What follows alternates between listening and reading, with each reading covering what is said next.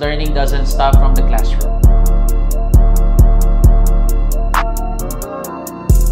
Hi, I'm Israel Villanueva and I'm from Tech Department, and I usually teach software engineering, software testing, software quality engineering, project management.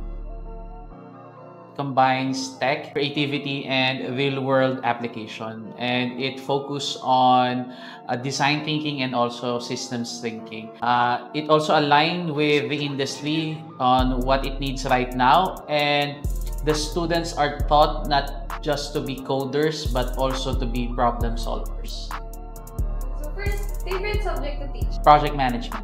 Tech buzzword you always hear? AI powered. Underrated skill every BSI student should master? Documentation. Advice to incoming BSI students? Stay curious, learning doesn't stop from the classroom.